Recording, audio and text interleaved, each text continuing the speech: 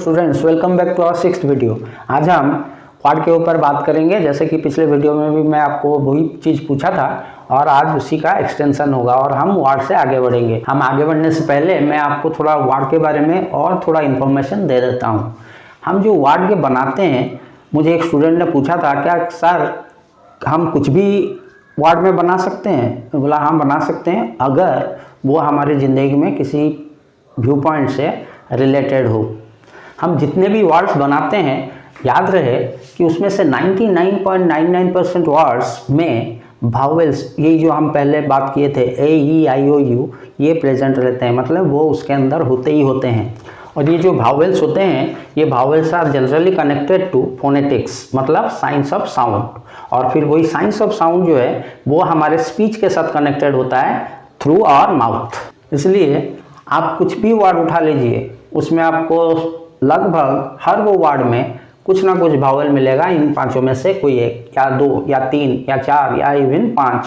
जैसे कि आप जानते होंगे, आप तो सभी लोग स्टूडेंट हैं, हम जो स्टूडेंट लोग जो करते हैं उसको हम एजुकेशन बोलते हैं। तो एजुकेशन में भी 5 भावेल हैं। और मैं आपको ये भी और एक सवाल पूछ के आज जाता हूँ, मतलब छोड़ूंगा राधा, कि एक ऐसा कंट्री ढूंढिए जिसमें 5 के 5 भावेल्स होंगे। तो एक सवाल उठता है, तो क्या हम बिना भावेल के वर्ड्स बना सकते हैं?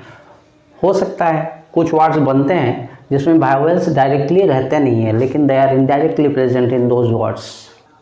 जैसे कि मैंने पहले आपको बोला था कि भावेल्स जो हैं वो साउंड के साथ जुड़े हुए हैं, तो अभी आपको वो चीज़ पता चलेगा फ्रॉम दीज वर्ड्स। जैसे ये देखिए, ये है ट्राई, TRY, यहाँ पे एक भी भावेल नहीं है। दूसरा मैंने लिखा है साई, SHY, इसमें भी एक भी भावेल नहीं है। तीसरा है बाय, BY। चौथा है FRY, फ्राई। फिफ्थ है सिल्फ, उसको बोलते हैं सिल्फ। और ये तीसरा है जिप।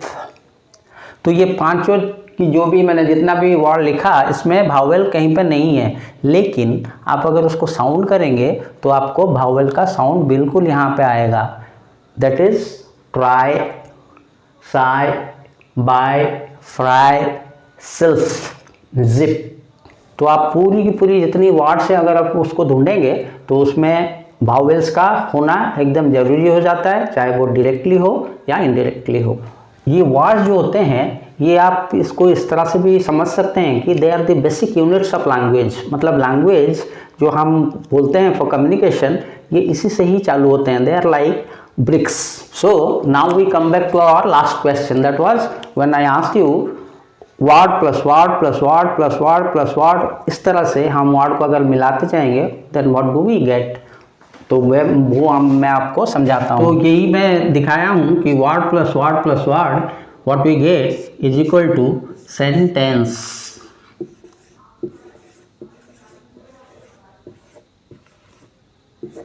ये सेंटेंस को समझने से पहले अगेन हमको वर्ड में जाना पड़ेगा और एक बार। तो क्या वो सारे वर्ड्स को हम डाल के सेंटेंस बना सकते हैं? जी नहीं, ओनली द मीनिंगफुल वर्ड्स। यानी ये word has to have a group of letters or alphabets. At the same time, it also has to have a meaning.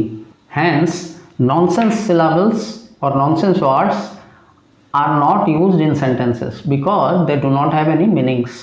इसका मतलब यही है कि हम जब सेंटेंस को समझते हैं तो सेंटेंस के लिए what we need is word वो मीनिंगफुल होना चाहिए। उसी तरह से बाकी जितने भी वर्ड्स आप जोड़ते जाएंगे, they should be all meaningful and connected to each other, तभी हमको एक सेंटेंस मिलता है। Now you see in this example, जैसे I am teaching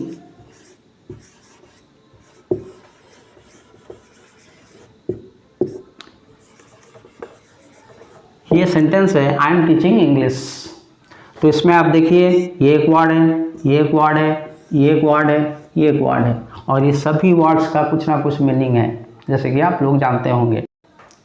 then we come to another question is what is sentence? याद रहे students, a sentence has 2 sections. One is that it is a group of words, ये first section है। Second section is that a sentence has to have a complete meaning or it should give us some sense। मैंने जो आपको sentence का definition बताया, आप उसको इसमें फिट करके देख भी सकते हैं कि उसका 2 सेक्शन होना कितना ज़रूरी है। देखिए ये भी एक ग्रुप ऑफ वर्ड्स ही हैं।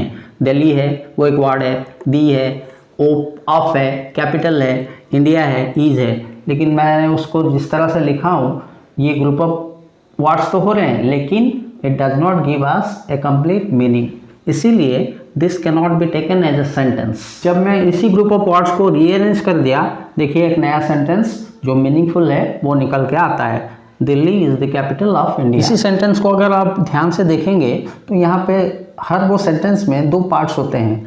एक होता है उसका एक सब्जेक्ट पार्ट और दूसरा होता है उसका एक प्रेडिकेट पार्ट, इसको बोलते हैं प्रेडिकेट पार्ट। ये जो सब्जेक्ट पार्ट है इन दिस केस या सब्जेक्ट पार्ट में हमेशा कुछ ना कुछ हम नेमिंग करते हैं जो एक पर्सन हो सकता है या थिंग हो सकता है, जैसे कि इन दिस केस ये दिल्ली है।